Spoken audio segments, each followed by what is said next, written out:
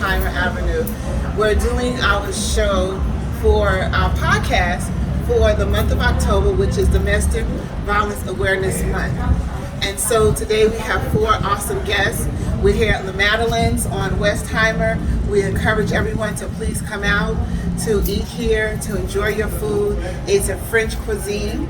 And then also, let's look at our page, our Facebook page. We want you to like it, we want you to share, we want you to make comments and hit the notification key. Okay? So thank you for tuning in and have a great day. Hi, I'm Cheryl. I'm your host for today for SpeakOut Now podcast. We have 2 excellent guests here on today, and I want you to know, like, comment, subscribe, and make sure you hit that bell. Thank you. That was Mr. Henry Jones from Porter, Texas. Yes. Thank you so much. And then we have our 2 guests. We have Tari and Amanda. And we'll go by first names only. That's okay? Yes, okay, ma'am. Cool. So I'm going to have you to introduce yourself. And today we're talking about being overcomers. Yes, ma'am. My name is Tari, as she said, and I am the founder of Your 8 Foundation, which deals with domestic violence, sexual abuse, physical abuse, you name it. We help to heal, restore, and deliver those who have been through those particular abuse situations. Mm-hmm. Okay, and so are you a overcomer, survivor, or I am. conqueror of domestic abuse? Yes, ma'am. How long has that been? Again, I think we've all been in that multiple space as far as the domestic violence is concerned. It was twice. So when I was 19, and then I say that God gave me the great escape there. And then again, about 37, God gave me another great escape. Okay. So, yeah. Okay. And so what happened? So, being young, being 19, I was really just kind of hanging out, doing my own thing, and didn't have any stability. Was kind of living from place to place, couch hopping or surfing, as they called it, you know. And I got tired of that, and so I met this young man who was in the military. Because I was couch surfing at my brother's at that time. He was also in the military, and we began to talk and everything. And then all of a sudden it was, hey, how you doing? You know, let's get together. And I said, well, my father taught me I don't live with anybody that I'm not married to. Oh my! Because he was talking about moving in together. Okay. And I said, I don't live with anybody I'm not married to. Okay. Not that I hadn't already had relations prior to him, right? Exactly. But we then got married, moved in together within 6 months. Okay. And as they say, all hell broke loose. Wow. We began to realize we really didn't know each other. I didn't know he had insecurities. I was just young, trying to have fun. Right. Didn't realize that life was different when you get married. Right. And so when things changed, the abuse began. Okay. The physical abuse, the narcissistic behaviors, the just all of it, mental, physical abuse, all of it happened. And so I literally went to work one day, and my coworker, I sat down with her and I was telling her what was going on. And she gave me her keys and she said, you go get whatever you can out of there and get out of there. And this was in the middle of the day while he was at work. Okay. It's a long story, you know, but I thank God that, you know, he sent her to assist me with getting out of that situation. And so you have an organization called UR8 Foundation? Yes, ma'am. And what is that about? So Your 8 Foundation is basically me birthing that. I birthed that at the time my mom found out she had ovarian cancer. Okay. Because I said it was time to do ministry. It was time to do what God called me to do. Okay. And that was just the vehicle that I needed, was her getting ill and me realizing that life is short and you don't have a lot of time to do what God's called you to do because time is winding. And so I started the organization, and God has allowed me to mentor many young women and even older women, generations, it doesn't matter what generation, to assist them with whether they've been through sexual abuse or physical abuse, any sort of violent activity, sex trafficking. We've dealt with that type of situations when it came to people and assisting people. Are you thinking about writing a book? Yes, Okay. I've been, it's just confirmation. God has just continuously told me write the book, and I've started actually writing the book. The book is already, it's in its progressive stage. I'm moving it. So you are working on I it? am working on it, yes ma'am. Okay, and when will it be ready? Wow. She's listening to the Lord. I know what you're doing. I know exactly what you're doing. My goal and my prayer is that it's out at least by the springtime, 2022. 22. Yes, Okay, ma'am. Okay. That's my goal. And when you get ready to have it ready and it's ready to go out, do pre-sales. Okay. Okay. Yes, ma'am. Okay. Do pre-sales. Yes, ma'am. And that's where you would get your money from, is your pre-sales. Okay. Okay. Yes, ma'am. Okay. Wow. I gotta tell you Amen. something else I can tell you right now. Yes, ma'am. How you doing, girl? I'm doing great. Okay. Amanda is my student. Yay. I fall in love with Amanda because something she said to me was that she said at a young age she has her own business, and then what she went through Yeah. at a young age as well. And it really, when we had our class, Yeah. I got off the Zoom class meeting and I started crying and I prayed. Wow. I said, Lord, she is a strong young lady. When you hear her story, she is so strong and she still have a smile on her face. I always do. And I think that is all because what she has gone through, somebody probably would have taken their life, or they would have said, just throw in the towel. That's it. Wow. So Amanda, I want you to tell your story, and if you want to be transparent, you can. Okay, so I am 24. I currently have 2 kids. I have one that's 9 and one that's 4. My life started very not such a great parent system, I guess. Like my mom was always working, and it was just different. So at the age of 6, I started to get molested by one of my uncles. Took me a while to come out. I was not 11 till I came out. I got a rape kit done at 11, which was the worst thing ever in my life. I always remember that day. But I'm past it and I'm doing good. So that happened, and then at 13, at 13 I met this guy. I ended up getting pregnant by 13. I had my child when I was 14. So at 14, I'm raising a kid, I'm going to school, I'm trying to get everything together because I'm a child raising a child. So it was difficult for me to do anything. I wanted to be a kid and go out and have all this fun, and I couldn't. So at 16, I met my then boyfriend, who beat the living everything out of me. I was in the hospital for a week. I had a fractured skull and I had 2 fractured ribs. And I still went back after all that time. I still went back and I still continued to go back. And I think it's the fact that I never knew that there was a way out. I always thought, no, nobody's gonna want me. I mean, everything I had already been through, I was like, yeah, it's gonna be tough. And then with the whole kid on the side, I was like, oh my God, what's my life gonna be like? And then just the one day I just got up and said, I can't just let this eat me. I can't let it consume me. So I got up and I went back to school and I got a full-time job. I was a full-time college student, and then I moved up here and I met my husband and we opened up our small business, and right now we're opening up another business, so everything's just going great.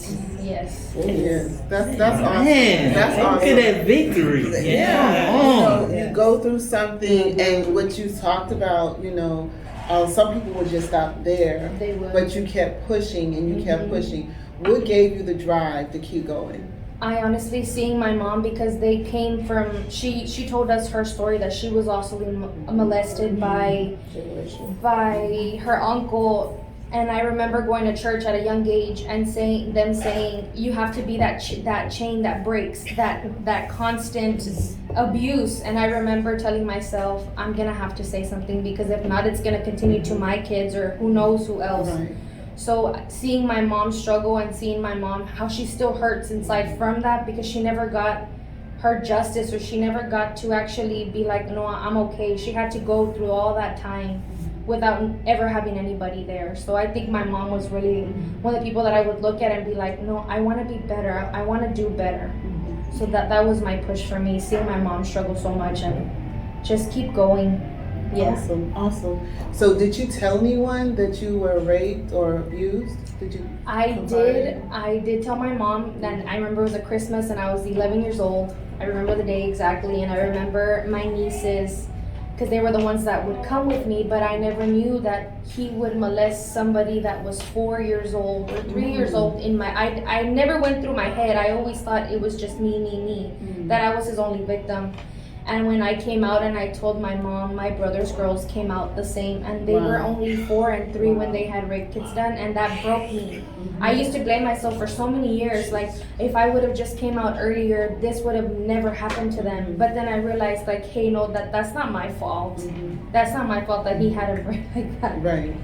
So. But a lot of times people blame themselves when something happens. And I did go through that phase of blaming myself. Right. I'm not gonna say I was the perfect mother when I was from 14 to 16, because I know I had a lot of bumps, a lot of just leaving and just wanting to take my life, saying, I could just end it out here and everything will be okay. But then I would come back and think, like, no, I have my son. I have something to keep going for. So you have 2 children. I do. I have 2. Yes, and you said 4 furry. 4 dogs. Yes, my dogs are my other kids. Yes, my dogs are also part of my life. Yes. Okay. So did you go for counseling? How did you handle all that? We did counseling when I was younger, because it was something that was mandatory by the DA's office. That's the way that they got us to, like, testify instead of actually putting us on a stand. Yeah. But I really did, as the years went on, I didn't really like the way that the therapy was going, so I just stopped it. But I did go to counseling for some time because it was mandatory. But. So how are you now? Oh, right now, perfect. You're perfect. Completely fine. Yeah, I'm good. So now, when you so what you've gone through the rape and everything and the abuse. So when you got into the relationship with your husband, how was that transition from? Were you afraid to get into that relationship? I was very afraid. I did not let him know about my past as soon as we got into it, even though I married him after a month of knowing it. But still, it took me about 2 years to come out to him, and he said, "Why didn't you tell me since the beginning?" He's like, "Now everything makes sense of your constant me having to reassure you, or me having to prove for me to trust him." I'm like, just tell me, or like he said I would make him feel insecure because of the way that I was thinking about him. So, but he worked with me, and I'm grateful, and I'm very happy with my husband. So what would you tell a young person that has experienced what you've gone through? What would you tell them? How would you tell them to handle it, react? What would you tell them to do?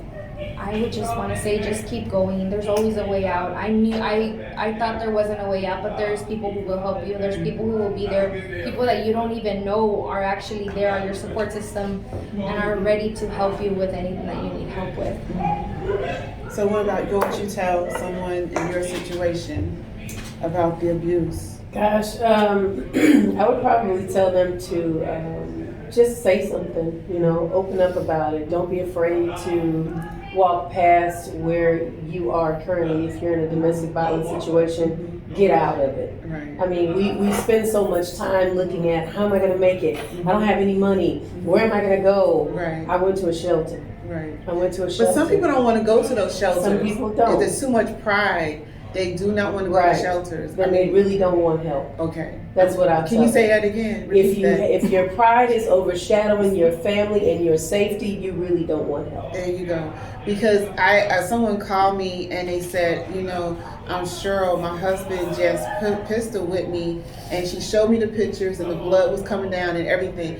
And I said, well, just leave. Come on, just go to a neighbor's house. Well, if I go, I'm leaving this 5,000 square foot home. He's making $200,000 a year. And I said, so what's more important, the material or your life? To some people, it's the material. It's the material. It's the having the process and thinking, I've got to start all over. And I don't have any money. I don't even have a job. But when I went to the shelter, by God's grace, I'm grateful I had a job. Right.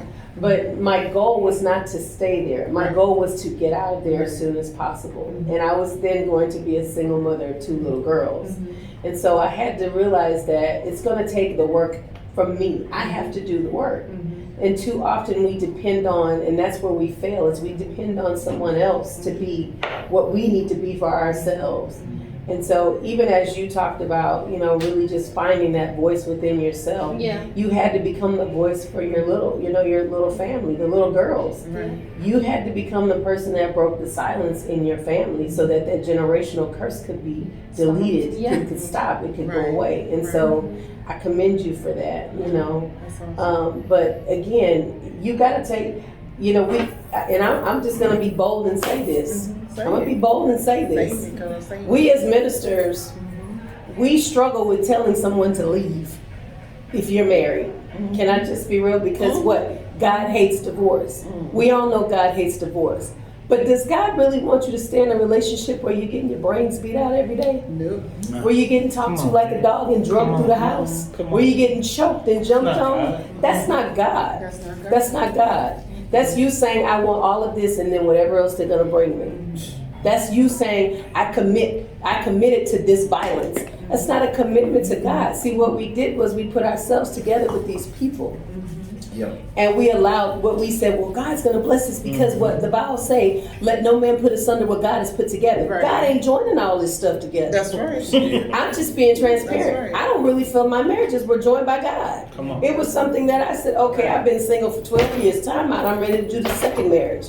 That wasn't God. Right. To be abused by somebody else's hand is not God. God doesn't even abuse us. God chastises us and He disciplines us. But He never does it in a way that it's not going to help us. It's going to always push us into a better place in our life. Awesome. But it never hurts like that, like another person abusing you. That's not God. That's right. And the churches are so, and I'm just being real. Right. I experienced that. Can I just be transparent? Yeah. I went to my pastor and I was told, keep your mouth closed.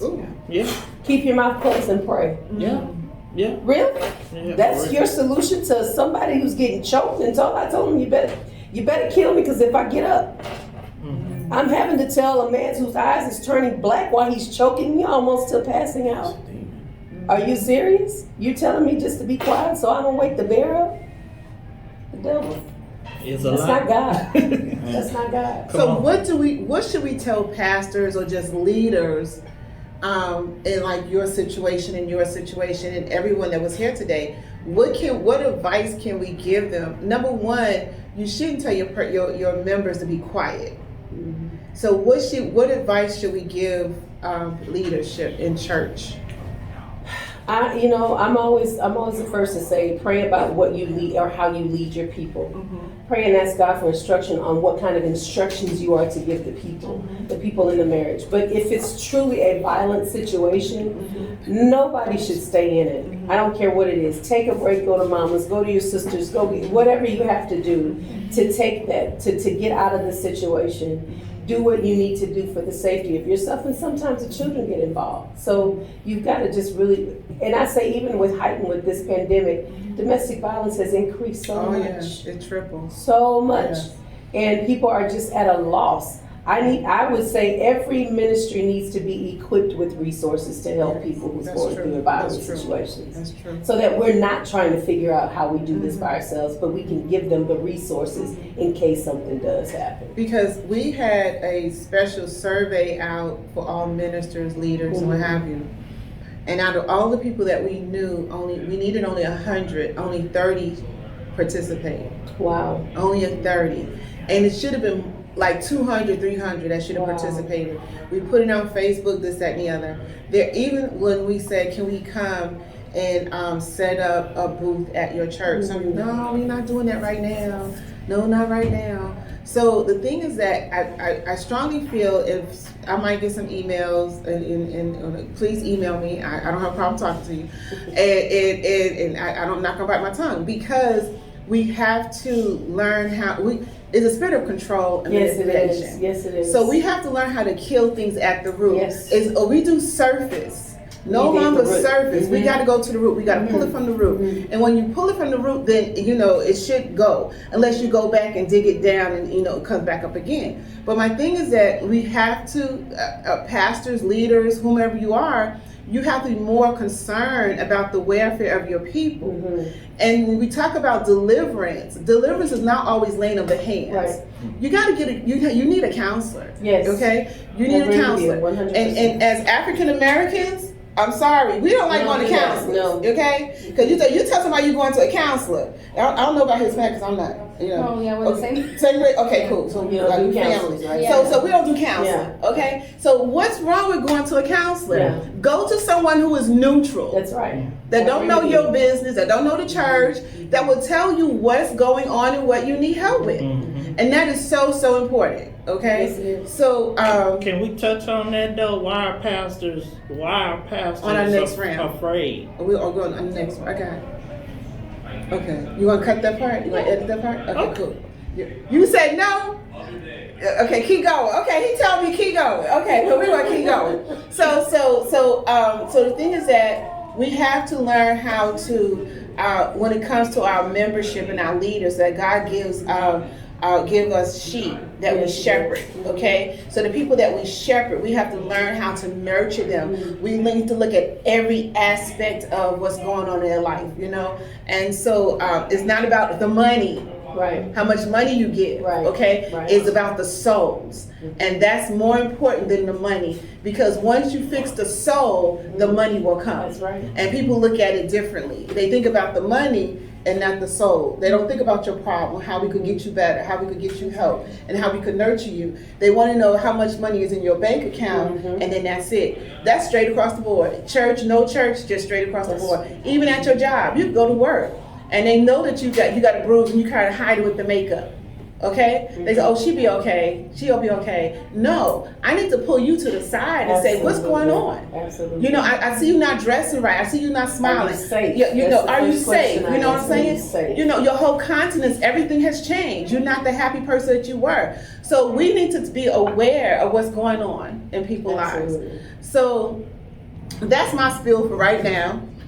But we're going to come back next week. I thank Tari and Amanda. I'm slow in names. We want you to like, share, comment, and hit the notification key, and subscribe. Okay. And so let us know how you like it. Please comment and share this episode with your friends and loved ones, even your enemies. Share with everyone. Thank you.